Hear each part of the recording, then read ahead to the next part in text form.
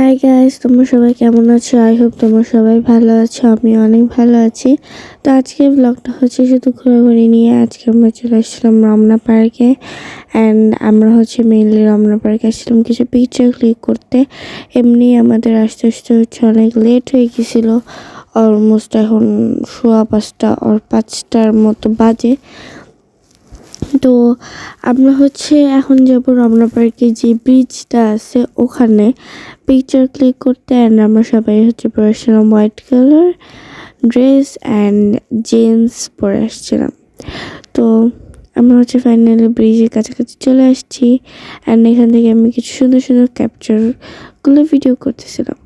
তো তারপর আমরা হাঁটাহাঁটি করছিলাম অ্যান্ড ছবি ক্লিক করতেছিলাম। তো ছবি টবি তোলা শেষে সন্ধ্যার সময় আমার ছোটো ভাই চাইলো একটু প্লেগ্রাউন্ডে খেলা করতে, তাই আমরা 5 মিনিটের জন্য জাস্ট প্লেগ্রাউন্ডে ঢুকলাম, জাস্ট আমার ছোটো ভাইকে খেলা করানোর জন্য।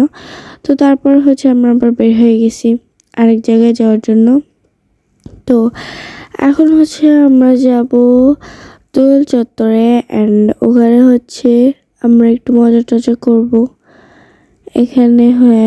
তো দোল চত্বরে আমরা কিছু জিনিস দেখতেছিলাম অ্যান্ড এখানকার জিনিসগুলো তো অনেক ভিনটেজ ভাইব দেয়, অনেক সুন্দর।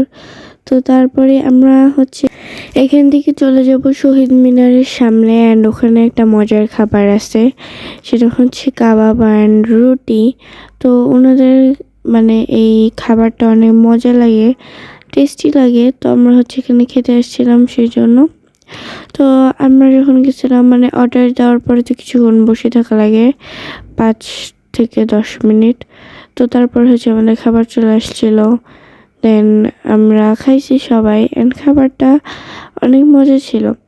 তো গাইস, আজকের ব্লগটা এই পর্যন্তই ছিল। এরপরে আমরা আবার বাসায় চলে যাব। আই হোপ তোমাদের ভালো লাগছে। ভালো লাগলে একটু সাবস্ক্রাইব করে দিও, লাইক করে দিও। আল্লাহ হাফেজ।